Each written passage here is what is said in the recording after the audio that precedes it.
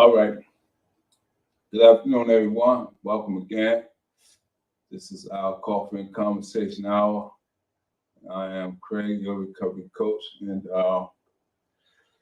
let's get right into it. It's 2 o'clock, and so without further delay, we're going to bring you an article from rehab.com. So I'm going to be sharing some information, some familiar information that people should be aware of. And so let's get right into it. And this is our topic for the day: understanding and overcoming cravings and triggers. Understanding and overcoming cravings and triggers. This is our Coffee Conversation Hour. This is our support group. All right. And so today we want to talk about strategies for overcoming drug cravings and triggers. Addiction is an intricate and complicated condition, especially to people viewing the problem from the outside. The puzzling nature of drug abuse and addiction leads many to ask questions like, why do people continue to use alcohol and other drugs when they have so much to lose? Why is an addiction so challenging to overcome? Why do people in recovery relapse? These are some good questions. These are some very good questions. Addiction is multifaceted, right? The article says addiction is multifaceted. But cravings and triggers have a lot to do with why people keep using drugs, even though they are ruining their health, relationships, and lives. By understanding the cause and effect link between cravings and triggers and substance abuse, you or your loved one can begin finding ways to overcome addiction, right?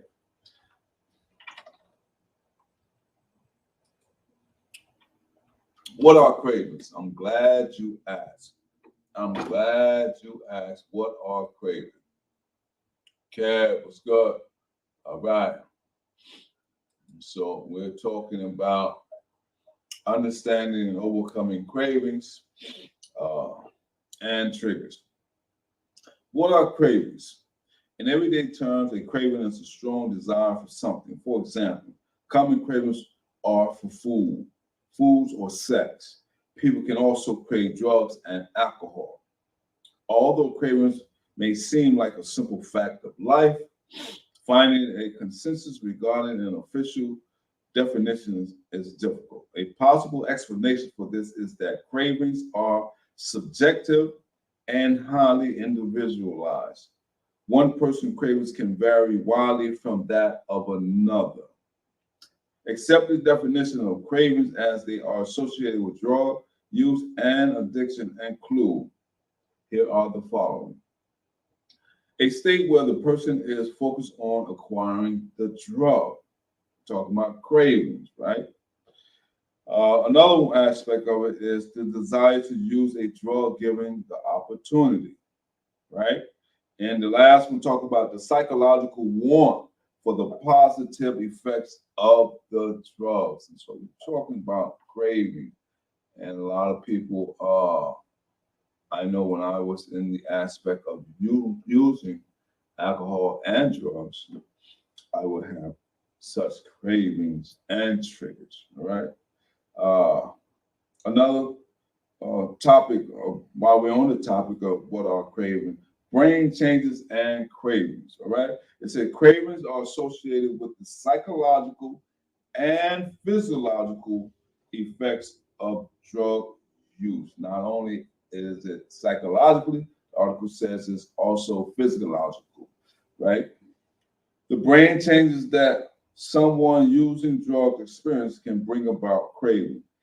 Each time a drug is consumed, it modifies brain functioning. With repeated use, the brain is significantly changed by the influence of a substance. Rather than associating healthy activities like eating or exercising with rewarding feelings, the brain is conditioned to link drug use with the highest sense of reward. over time. The drug may be the only thing that provides a sense of real pleasure to the user. And so a lot of times we rationalize that the only way I'm get over this situation or what I'm feeling, or frustration, the anger, is to relieve myself from it by the use of alcohol or drugs, right? And so that can be a craving. And so we have to look beyond the alcohol and drug aspect to find a remedy, right? With repeated use, the brain is significantly changed by the influence of a substance. With some drugs, once the high ends, the use stops. The person may experience uneasiness due to changing levels of chemical messengers in the brain. Since drug use is now connected to positive feelings and happiness, the brain will produce cravings to encourage use and combat the discomfort. Of course, restarting drug use only covers the problem in the short term and delays the pain, right? So it may seem like a quick fix after you come down from the or finish using the drug. This problem, the situation is still going to be there, so we have to tackle it head on. I like to use coping skills. I know people may hear that word over and over. They always talking about coping skills. They always talking about coping skills, and coping skills is very vital for all of us that's in recovery, because it gives us a better remedy or outlook, whereas the behavior or the consequence of my behavior doesn't be so damaging where we have to start from ground zero all over again. So therefore, when we have coping skills, we can move. If we are at level 5, we can deal with the situation head on and move on. We go to level 6. So instead of starting all over and say, you know what, let me go back to detox, let me go back to residential treatment, let me go back to IOP. Let's talk about it. Find something or someone that you can pull into, or that you can utilize to help you get over that barrier or hurdle. Sometimes, a lot of time, people need MAT. And so I don't think this article is going to mention about MAT. It may, I haven't read it all. MAT stands for medication assisted treatment. And so a lot of times people may need some type of medicine to help them get over the craving that they may have. All right. And so let's talk about cravings can vary in duration and intensity. Some cravings can last only a moment, while others may last for days or longer. A person could feel a craving immediately after the high ends, or 30 years in the future. And I have heard stories of people that have been in recovery for 25 or 30 years, and somehow, for whatever reason, they did relapse. I remember going to an NA meeting. I'm gonna share this story. I was on parole, and so one of the requirements of parole, the parole officer had me doing, was go to an NA meeting, because he had my case file in front of him, and they knew my past history of alcohol and drug use. And so I go to the NA meeting, and I see some older gentlemen, and they were sharing their story. And one gentleman said, after 25 years of being in recovery, he relapsed. And I used to say to myself, what is it that made this person relapse? So it can be a whole host of reasons. And so let's talk about another aspect that we're going to talk, because today we're talking about understanding and overcoming cravings and triggers, right?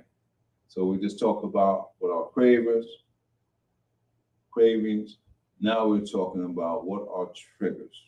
A trigger is a stimulus that sparks a craving. Let me read that again. A trigger is a stimulus that sparks a craving. Triggers are the people, places, and things that make you want to use more drugs or drink more alcohol. Triggers vary among individuals, but they generally fall into four broad categories. All right. One of them is pattern. These are the places and things that incite the desire for drugs and alcohol. Pattern triggers can also include certain times a day, the season, or significant events.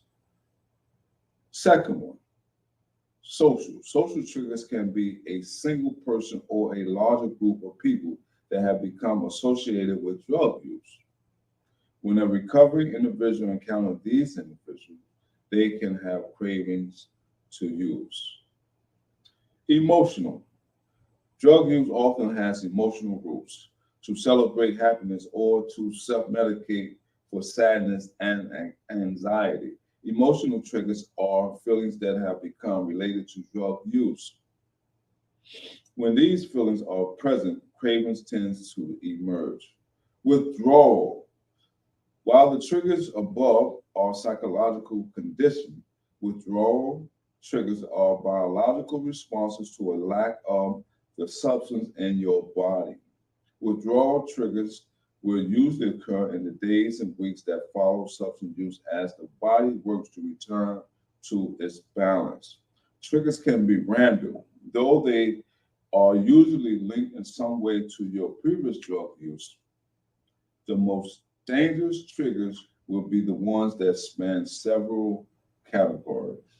For example, if past Thanksgiving have been spent excessively drinking alcohol with family members, this situation could touch upon pattern, social, and emotional triggers while producing very strong cravings, right? So, yes, a lot of times here at Capital Recovery Center, we share a lot of information on triggers. Very rarely we talk about the cravings and what causes them. Excuse me. However, we want to go a little deeper in the aspect of triggers. And that is, how can I identify my triggers? This is very crucial to a lot of us that's in recovery. Uh, I, I think for myself, it took me some time to be able to really recognize and identify uh, what it was that led me to keep using or going back. And so this aspect right here, or this topic that we're going to, information that we're going to share was basically something that I was very reluctant. I won't say reluctant. I want to say I was uh, very fortunate. I was very fortunate to be able to grasp this tool to be able to identify. I call it a tool that I use. You know, what are some of the triggers that set me off? What are some of the triggers that make me want to behave the way I behave? And so we're going to see what the article says, not what Craig says. Anything can be a trigger. Below is just a small list of examples. Emotions, anxiety, sadness, excitement, etc. People you previously used with, bars or restaurants. Emotional cues like smells and objects, parties, weddings, funerals, holidays, major life events, professional stress, relationship turmoil, trauma. So these are examples of triggers. One person may have a seemingly endless list of triggers, while another may seem to have only a few. Your triggers might be difficult to identify, especially early in recovery. To start, begin paying close attention to yourself and the level of your current cravings. All right? It says, as your cravings change, Take note of the people, places, and things and feelings associated with the fluctuation. Another method to identify triggers is to reflect on past use and ask questions like, where was I when I usually use? Who was I with? When did I use? How did I feel before, during, and after the use? The answer may uncover additional triggers. For a comprehensive list of triggers, keep a journal of your experiences and add as many examples as you can. All right? Now, we're getting into the meat and potato of it, and that is overcoming triggers. First, we dealt with the understanding aspect. Now we're dealing with the overcoming trigger and craving aspect. To better respond to triggers and cravings, you need to identify them and understand them. Various triggers will require unique strategies to manage. So overcoming them is not a one-size-fits-all proposition.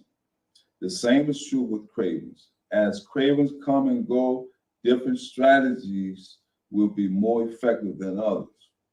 In both cases, experimentation and patience are necessary. Options for overcoming triggers and cravings include, they are avoidance. When there are people, places, and things that constantly trigger cravings, it may be best to avoid these completely. Stay away. Stay away. And I know you may say,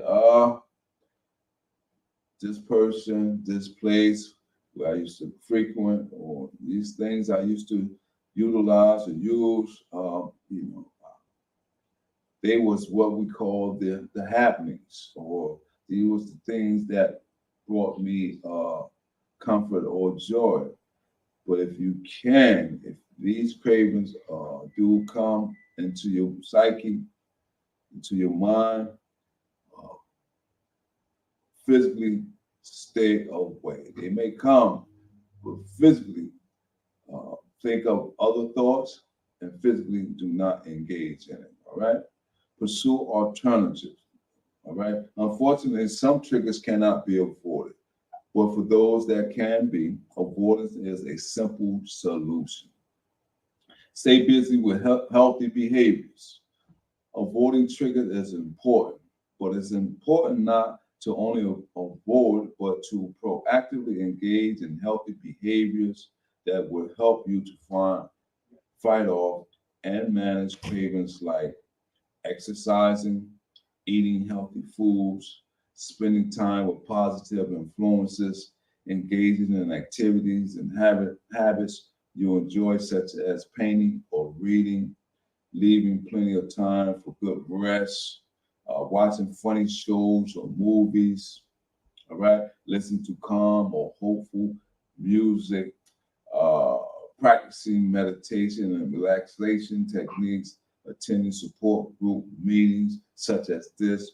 And so there are alternative ways that you can alter your cravings. And so I just read off a list. Here's another one. Change your thinking. This is major. Change your thinking.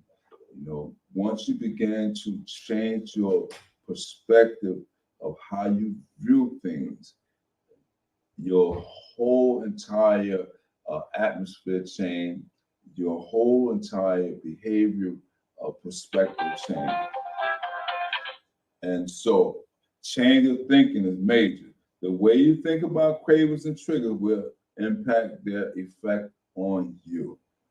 If you panic when confronted by a trigger, the craving will seem overwhelming. Wow.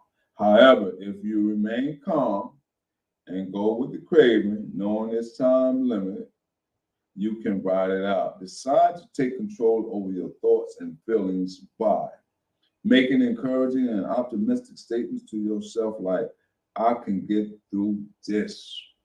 That self-talk, have that self-talk and be reassured that you can overcome. It's just a craving. It's nothing major. Move forward, move on. Do not allow that to overpower you, overtake you. Remember, change the way you think. All right.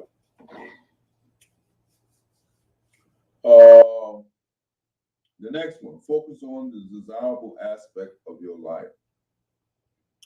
Remembering that all craving end. So important. Remembering that all cravings end. Keeping a journal to track your triggers, thoughts, and feelings. Setting goals for the future. Reminding yourself of the ways that substance abuse negatively impacted your life. It's, you know, I used to have, when I was in the therapeutic community, I used to have this self-talk. Uh,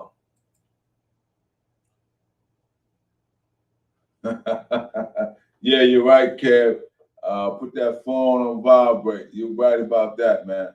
I didn't want to do it in the middle of the support group, but I got it now. Thanks, man, because it's crazy how when you're talking about so much good stuff, uh, distraction. That's a distraction. So that can be a trigger to cause me to, you know, think one way. But thanks for the support, man. I appreciate that. All right. And so when I was in the therapeutic community, I used to do self-evaluation. And one of them was to remind myself of the ways that substance abuse negatively impacted my life. And so I know for a fact that if I wasn't under the influence of alcohol or drugs, I never would have went down the path that I went down. I know for sure that I would have did much better, and things would have turned out much better than they did. And so I made a conscious uh, commitment to myself to not allow drugs to take me down that path again, because I want more. You know, when it talks about, it says, remembering, where's that? Setting goals for the future. And so I began to start setting goals for the future. What do I want? What is the desires of my heart? What are the things that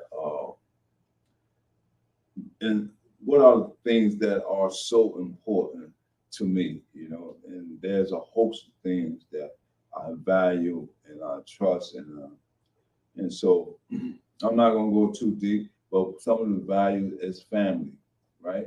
And so I'm blessed to be able to have family in my life who, as a support system, I'm able to support them, and they are able to support me. And so that's a beautiful thing, to have some values and morals and principles and substance, you know, things of that nature. It gives you some self-worth. All right. And so the article goes on to say, as cravings come and go, different strategies will be more effective than others. Some people prefer concrete relapse prevention plans that outline exactly what to do when craving is present, while others attempt to respond to cravings in the moment without a set of plan. As with many aspects of addiction, there are no one right way to manage cravings, so you'll need to experiment to find what works best for you. Some people need structure. You know, structure is good. Don't get me wrong. Some people need a plan, because sometimes some people may need more hand. We call it hand holding. The basic sense, some people need more assistance to move forward. And so it's not like we all have it all figured out and we got all the answers. And so we always going to need somebody to assist us along the way. It's just that, are you willing to take the advice and utilize good advice that can help? And so we always say, you know, take that was good and that was bad, get rid of it, discard it.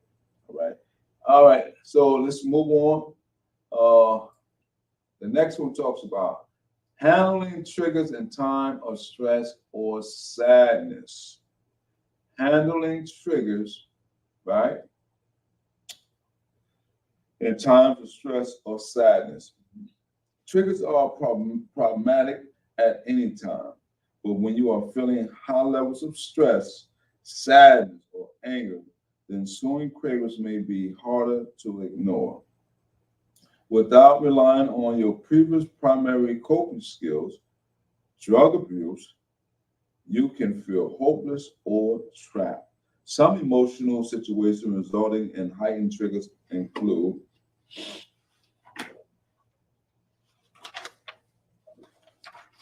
anniversaries of trigger events such as a death or divorce, holidays, funeral. Though these are challenging, you can reduce your risk of relapsing by understanding that certain days, like anniversaries, will be difficult and planning strategies to deal with the emotion they bring up. Discussing your concerns with your support group, for example, your sponsor. Allowing yourself to feel your emotions instead of looking for ways to suppress them, that is, turning to drugs. Practicing kindness and patience with yourself and others. Let yourself lean on friends and family for support. If you are spiritual, turning to your faith and or spiritual community and finding positive ways to spend your time and energy. Helping others is a great way to take the focus off of your negative emotions and replace stress with a positive, healing feeling. How addiction treatment helps. Come on, thing. The next one. How addiction treatment helps. It says it is easy to overestimate your ability to manage triggers and cravings without help. But trying to go it alone usually doesn't work very well. Professional treatment is often necessary to overcome addiction. And treatment, you'll learn skills to stay absent from drugs and to manage triggers and cravings that may potentially lead to relapse.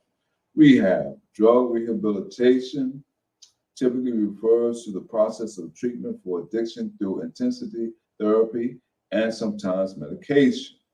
Okay, remember earlier I was talking about MAT, medication assistance treatment, medication assistance treatment. Rehab might begin immediately after or incorporate a detoxification stage, the period during which your body is clear of substances. Inpatient or residential rehab programs remove the individual from their normal environment to begin the process of recovery while eliminating many patterns and social triggers. Rehab programs can effectively teach people about addiction and physical dependence, warn you about the dangers of ongoing substance use, help you identify triggers and alternatives that reduce the risk. All right? Assist you in building coping skills to effectively manage cravings when they emerge. All right, and so that's going to do it for this week, and hopefully you got something out of it. And we thank you for joining us. Until the next time, I'm Craig. Take care of yourself.